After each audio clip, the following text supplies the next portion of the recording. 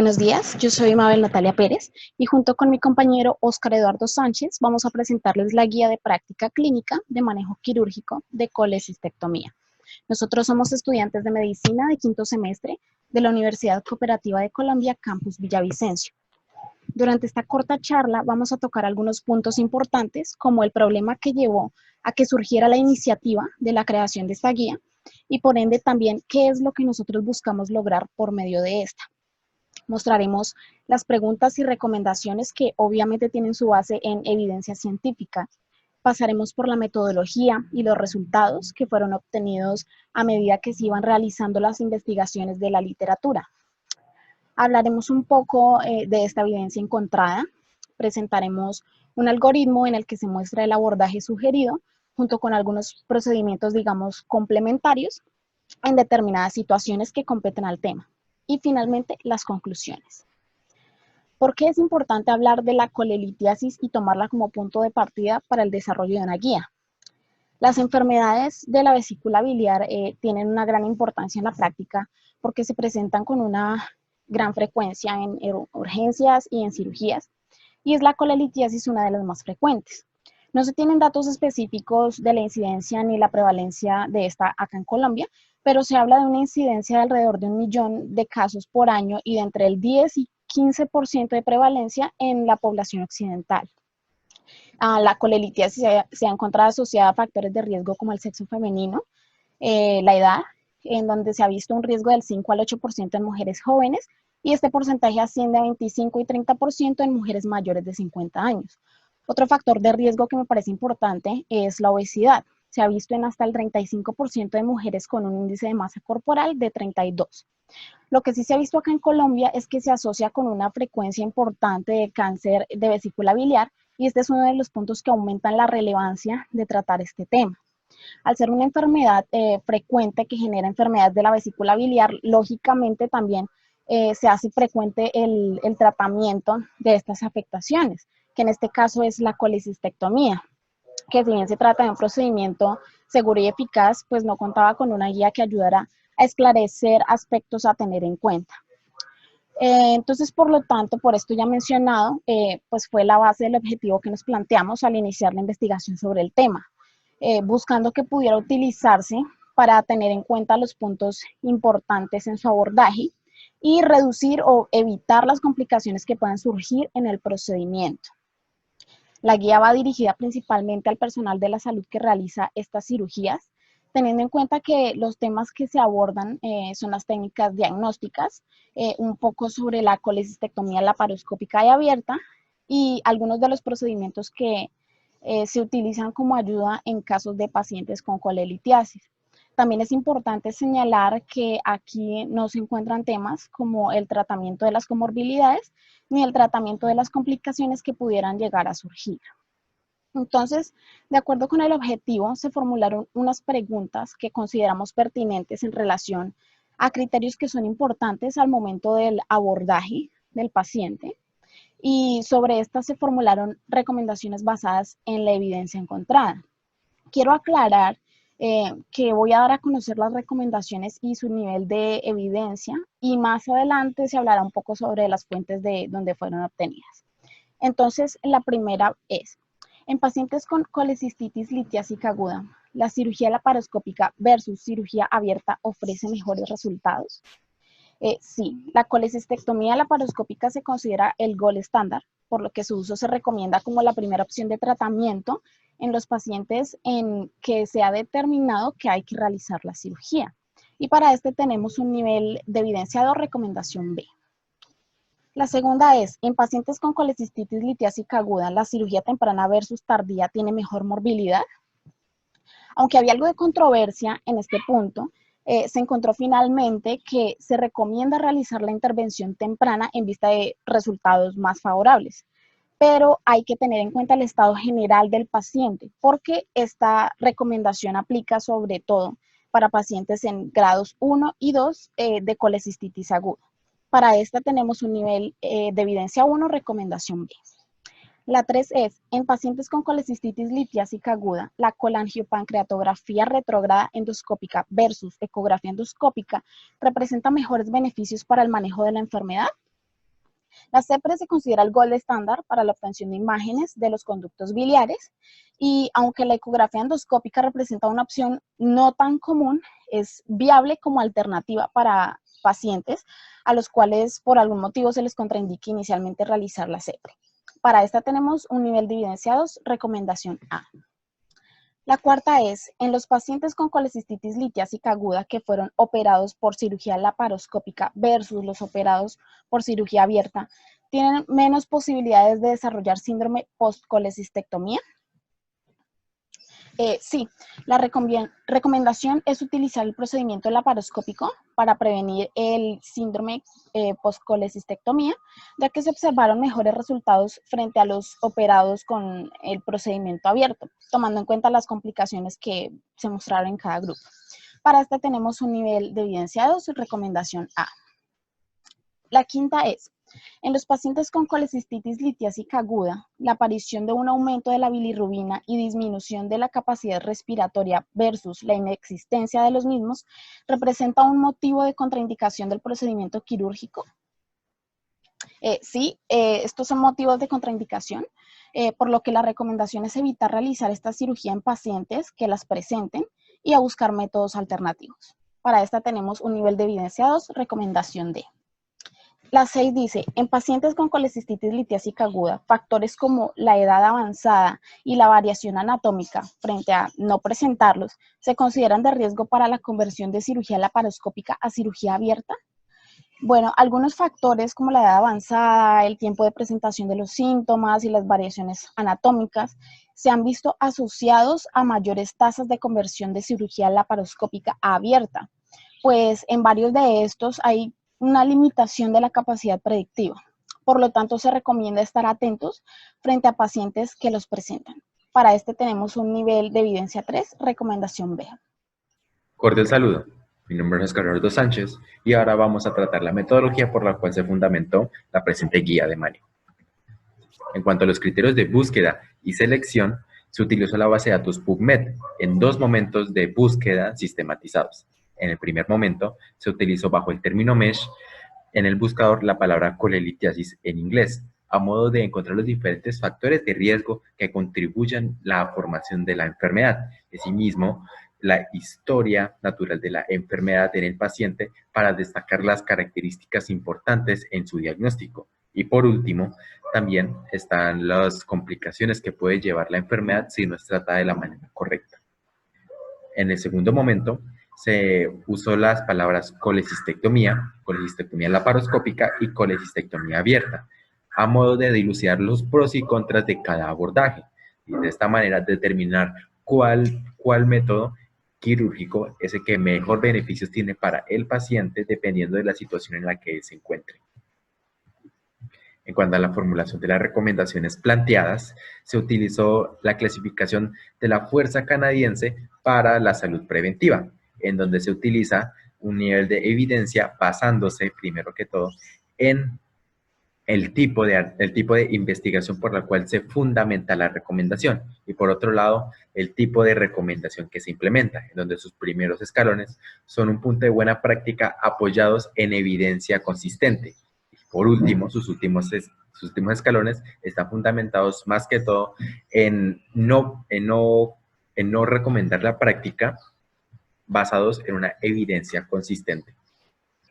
En cuanto a los resultados de la búsqueda anteriormente mencionados, en el primer momento se encontraron 940 resultados, de los cuales se tomaron 3 estudios de cohorte fundamentales para la determinación de los factores de riesgo de la enfermedad, 2 estudios retrospectivos y una guía de manejo que implementa el tratamiento tanto no quirúrgico como quirúrgico. En cuanto a la colecistectomía, en el segundo momento también se encontraron 333 resultados, donde se usaron 6 guías de manejo, de la cual cabe destacar las directrices de Tokio. Las directrices se encargan de actualizarse cada año a manera de proveer unos resultados eficientes para el tratamiento de las enfermedades de las vías biliares. Un metaanálisis, un estudio descriptivo y también 4 estudios comparativos entre las diferentes herramientas que se pueden utilizar tanto en la cirugía laparoscópica como en la cirugía abierta. En cuanto a la discusión, La primera recomendación en cuanto a saber cuál tipo de abordaje es el correcto, en cuanto a beneficios y tasa de complicaciones, se recomienda el uso de la colecistectomía laparoscópica.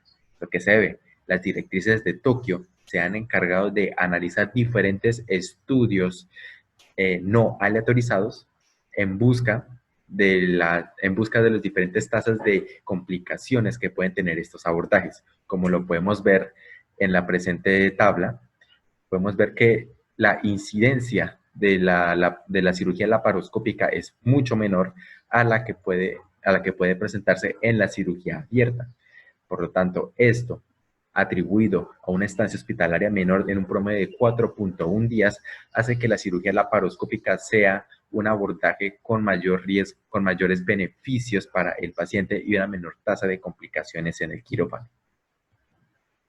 En cuanto al momento de la implementación de la cirugía laparoscópica, ha sido un punto de constante debate, en donde se tienen dos lados de la moneda, en donde se piensa que la cirugía temprana presenta menor tasa de complicaciones en comparación con aquellos que fundamentan que una cirugía tardía, posterior a una semana, es aquella que presenta menos complicaciones. Diferentes estudios llevados a cabo, estudios no aleatorizados, se han encargado de dilucidar estas posturas. Y es que la cirugía temprana, comprendida dentro de las primeras 72 horas del estudio clínico, presenta una menor estancia postquirúrgica en los centros de salud, asimismo como menores costos debido a lo anterior, y asimismo una menor tasa de complicaciones en el quirófano. Por otro lado, la cirugía tardía implica un mayor proceso de la enfermedad. Aumenta de esa misma manera los procesos inflamatorios que responden ante la éstasis que se está ocasionando ya sea en la vesícula biliar o en las vías biliares. Por lo tanto, esto contribuye a una mayor aparición de las complicaciones que pueden encontrarse en el quirófano. Esto, aunado a diferentes estudios, como lo podemos ver, presentan que la colecistectomía laparoscópica implementada dentro de las 72 horas del cuadro clínico presenta menores tasas de complicaciones.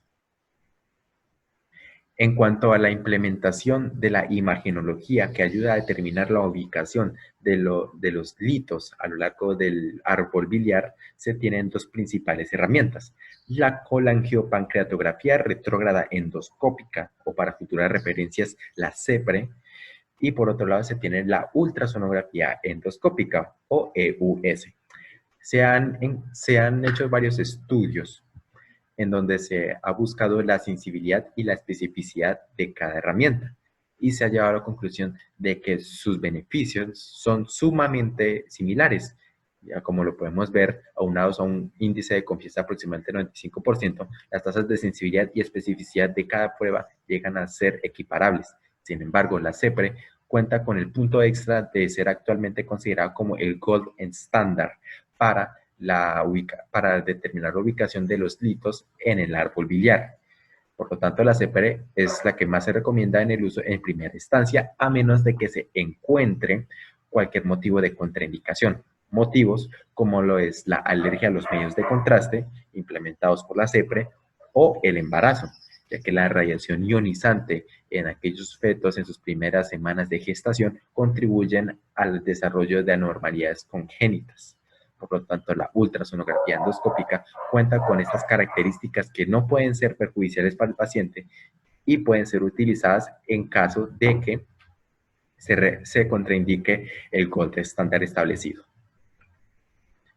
En cuanto al desarrollo del síndrome post-colecistectomía, primero debemos saber que este síndrome es aquel presentado en los pacientes que han sufrido este proceso quirúrgico, caracterizado por dolor en el hipocondrio derecho y dispepsia. Este dolor es algo paradójico, ya que se relaciona con el cuadro doloroso inicial de la colecistitis.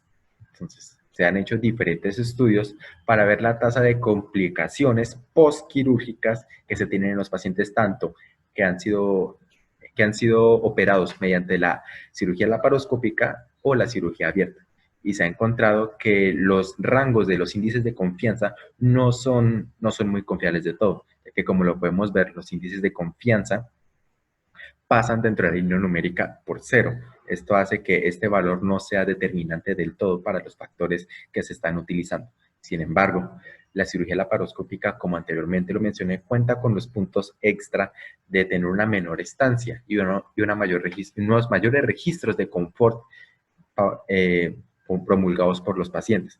Por lo tanto, la cirugía laparoscópica es aquella que menores complicaciones tiene en el campo postquirúrgico y por lo tanto, esta cirugía, este proceso quirúrgico, tiene una menor tasa de desarrollo de síndrome postcolecistectomía.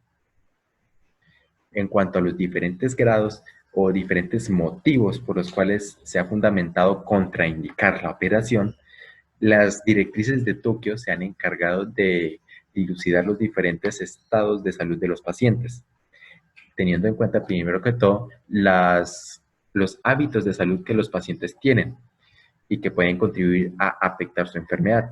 Y por último, también las comorbilidades que tienen los pacientes.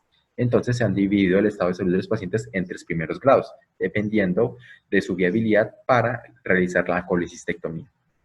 Los pacientes catalogados dentro del grado 1 son aquellos pacientes con hábitos de salud saludables que pueden soportar correctamente la colecistectomía. En cuanto a los pacientes con grado 2, son aquellos pacientes a los cuales se les recomienda la determinación de su estado de salud mediante diferentes estudios químicos. Estos pacientes son aquellos pacientes que se caracterizan por ser fumadores o consumir habitualmente alcohol. Por lo tanto, hay riesgo del desarrollo de alguna patología crónica. Y por último, los pacientes con grado 3 son aquellos pacientes con alteraciones orgánicas ya establecidas, aquellos pacientes con EPOC o hepatopatías, son aquellos pacientes por los cuales se le hay una mayor contraindicación para este procedimiento quirúrgico. Entonces, aquellos pacientes catalogados con grado 3 o algún grado de disfunción respiratoria o un aumento de la bilirrubina establecidos son motivo de contraindicación para estos pacientes, ya que se relaciona con algún tipo de disfunción orgánica que pueda poseer. Entonces, ¿qué se recomienda para aquellos pacientes que presenten un cuadro de litiasis en el árbol biliar y que tengan estas características orgánicas? Aquellos procedimientos no tan invasivos como son los stent de las vías biliares o el drenaje biliar presentan procedimientos que son equiparables en cuanto a su beneficio, no tan comparables como lo es con la cirugía laparoscópica, pero los resultados son casi similares. En cuanto a los factores preoperatorios que hacen fundamental realizar la cirugía, la colecistectomía abierta, se tiene principalmente que hay factores crónicos y agudos que promueven esta conversión.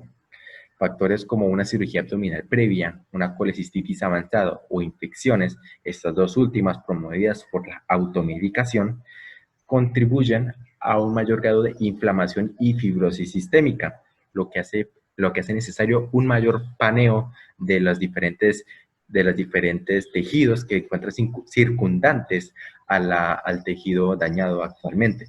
Por lo tanto, la colecistectomía abierta es una opción realmente favorable para aquellos pacientes que presenten estas condiciones.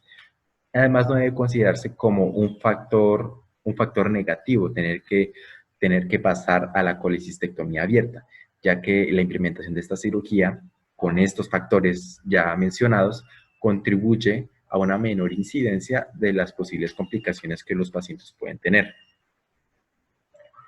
Por último, los procesos de inflamación necesitan ser cuantificados. Entonces se ha determinado que una leucocitosis mayor a 18.000 es aquel motivo necesario para hacer la conversión de colecistectomía laparoscópica a colecistectomía abierta. Esto, aunados a un cuadro mayor a 72 horas, promovidos por un mayor grado de inflamación, hace que sea necesario estos procesos. Todas estas fundamentaciones han sido basadas en estudios aleatorizados, por los cuales se han relacionado estos procesos de conversión. Ahora hablemos de los algoritmos fundamentados en las diferentes presentaciones de la patología, la colecistitis. En caso de hallar litos en un paciente sin cuadro o un paciente asintomático, lo primero que debemos que hacer es determinar la ubicación de estos mismos litos. Los litos pueden estar entonces en los conductos biliares o en la vesícula biliar. Entonces, para aquellos pacientes asintomáticos que se les encuentre los cálculos dentro de los conductos biliares, hay que establecer rápido un plan de manejo de drenaje biliar. Esto a manera de evitar cualquier complicación inflamatoria de los tejidos circundantes, como no puede ser una pancreatitis más adelante mencionada. En caso de que este procedimiento no sea efectivo, es necesario avanzar a una colecistectomía laparoscópica para eliminar el cálculo de las vías biliares.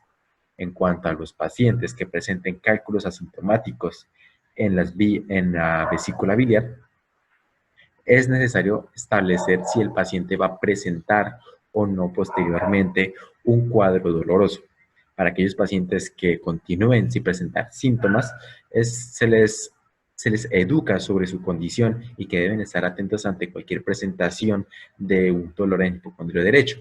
Esto ya que un proceso quirúrgico no está fundamentado para aquellos pacientes que no presenten ninguna alteración de la vesícula biliar.